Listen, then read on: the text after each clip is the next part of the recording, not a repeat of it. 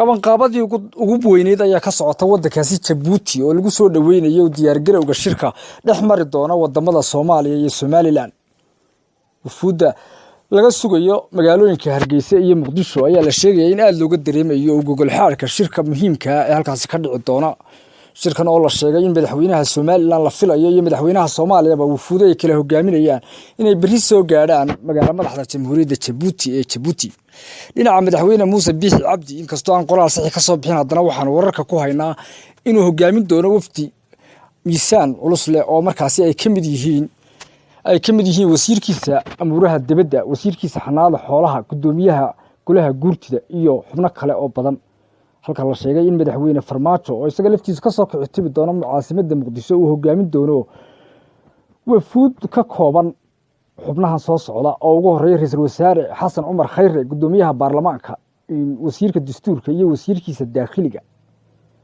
shirkan ayaa la sheegay inuu ka duwan yahay gebi ahaanba shirarkii hore oo uu yahay shir lagu magac daray shirka masiiriga Somaliland iyo Soomaaliya, waxaana aad ka dareemaysaa wufuudaha culus iyo ururada caalamka oo dhammaantood ay ka joogaan goobjoogayaal ama wax loo yaqaano observers.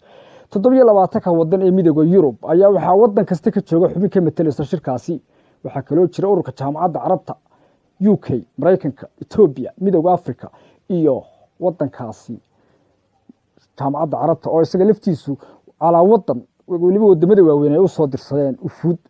laakiin Ethiopia ayaa ka sakow marka wufuudda laga yimaado goobjoogaha ka jooga waxay tahay ta iyadu sida dhow la socota shirkaasi maadaama uu khuseeyo oo ay tahay labada wadan ee wada hadlayaba la markaasi oo wadaag.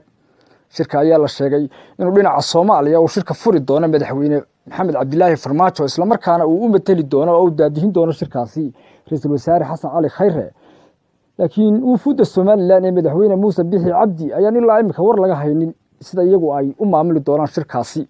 balse shirkan ayaad arkaysaa inuu yahay shirkii Somaliland inta badan u xusul duubaysay, isla markaana ay ku adkaysatay muddo dheer in wada hadalka dambe maadaama kuwii hore ay fashilmeen uu noqdo fagaare caalami ah, taasi oo muuqata mid ay ku guuleysatay suxufi Sinyore wararka Oodweyne Media Hargeysa.